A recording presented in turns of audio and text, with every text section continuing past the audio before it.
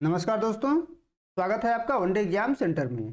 दोस्तों, आज के वीडियो में हम लोग नाट्य वृत्ति का अध्ययन करेंगे और जानेंगे कि नाट्य वृत्ति किसे कहते हैं, इसके कौन कौन से प्रकार होते हैं। नाट्य का अर्थ होता है दोस्तों नाटक, और वृत्ति कहते हैं व्यापार को। नाटक के माध्यम से दो तत्वों का व्यापार किया जाता है, पहला है भाव और दूसरा है अर्थ। यानी नाटक में भाव और अर्थ को अभिव्यक्त करने की शैली को नाट्य वृत्ति कहते हैं। जब अभिनेता अभिनय करता है तो अभिनय करने के दौरान अपने अभिनय के माध्यम से वह भाव और अर्थ की अभिव्यक्त करता है, और जिन तरीकों से जिन शैलियों का प्रयोग करके वह भाव और अर्थ को अभिव्यक्त करता है, उन्हीं शैलियों को नाट्य वृत्ति के नाम से जाना जाता है। नाट्य वृत्ति के माध्यम से ही नाटक में भाव को प्रकट करते हैं, यानी नाट्य वृत्ति का सहारा लेकर के ही हम भाव को, अर्थ को प्रकट करते हैं, जिससे दर्शक उसको समझ पाते हैं। आचार्य धनंजय के अनुसार देख लेते हैं नाट्य वृत्ति क्या होता है। नायक के मानसिक, वाचिक, कायिक व्यवहार ही नाट्य वृत्तियां कहलाती हैं। यानी जब अभिनय किया जाता है, जो अभिनय करता है उसका मानसिक व्यवहार, वाचिक व्यवहार, कायिक व्यवहार, ये सभी जिन तरीकों से होती हैं, जिन शैलियों के माध्यम से प्रकट होती हैं, उसी को नाट्य वृत्तियां कहा जाता है। आगे बढ़ते हैं। यानी हम कुल मिलाकर कह सकते हैं कि जो नाट्य वृत्तियां होती हैं वो भावों को प्रकट करने के साधन होती हैं, शैली होती हैं। इन्हीं नाट्य वृत्तियों का सहारा लेकर के हम नाटक में भावों को और अर्थ को प्रकट करते हैं, उसको अभिव्यक्ति प्रदान करते हैं। आगे बढ़ते हैं और देखते हैं कि नाट्य वृत्ति के कौन कौन से प्रकार होते हैं। नाट्य वृत्ति के प्रकार। नाट्य वृत्ति 4 प्रकार के होते हैं। भरत मुनि और धनंजय ने इसकी संख्या 4 मानी है। यानी आचार्य भरत मुनि और धनंजय के अनुसार नाट्य वृत्ति की जो संख्या है वह 4 है। हम चारों नाट्य वृत्तियों को एक एक करके देखेंगे कि क्या होते हैं और उनकी विशेषताएं क्या क्या होती हैं और उनका उद्भव कैसे हुआ है। पहली वृत्ति है कौशिकी वृत्ति। इस वृत्ति का संबंध केश से होता है। केश यानी बाल से। कौशिकी वृत्ति का जो संबंध होता है वह बाल से होता है, केश से होता है। इस वृत्ति के माध्यम से अभिनय में कोमल, सुकुमार तथा हास्य और श्रृंगार जैसे भाव को व्यक्त किया जाता है। यानी नाटक में अभिनय करते समय अगर हमको कोमल भाव को अभिव्यक्ति प्रदान करना है, सुकुमार भाव को अभिव्यक्ति प्रदान करना है, हास्य रस को अभिव्यक्ति प्रदान करना है और श्रृंगार रस को अभिव्यक्ति प्रदान करना है, तो हम कौशिकी वृत्ति का सहारा लेकर के इसका अभिनय करते हैं, और इन जैसे भावों को इसी वृत्ति के माध्यम से हम अभिव्यक्त करते हैं।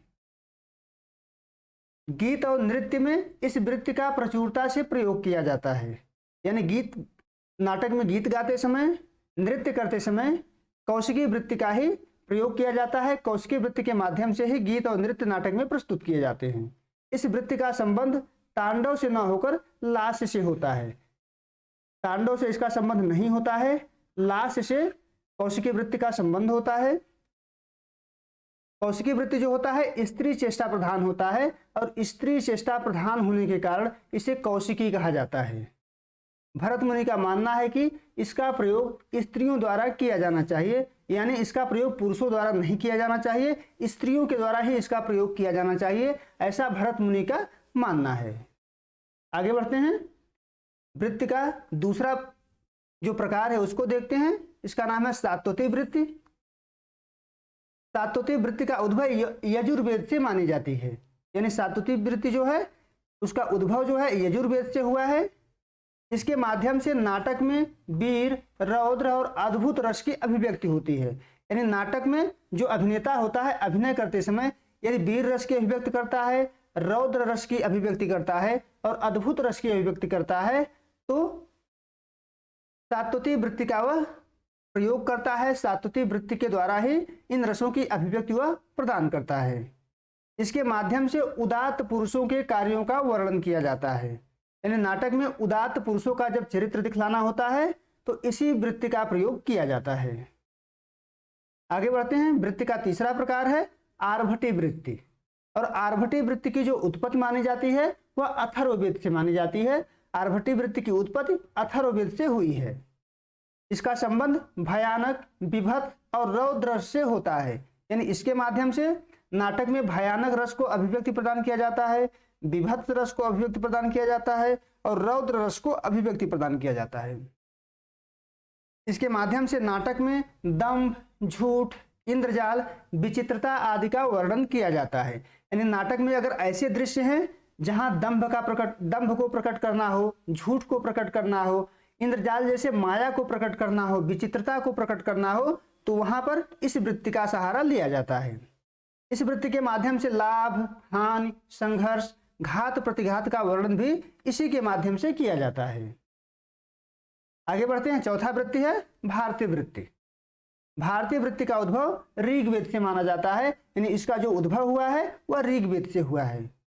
इसका प्रयोग नटों के द्वारा किया जाता है, जो घूम घूम करके नाटक किया करते हैं, उनको नट कहते हैं। नटों के द्वारा इसका प्रयोग किया जाने के कारण इसका नाम भारती पड़ा है।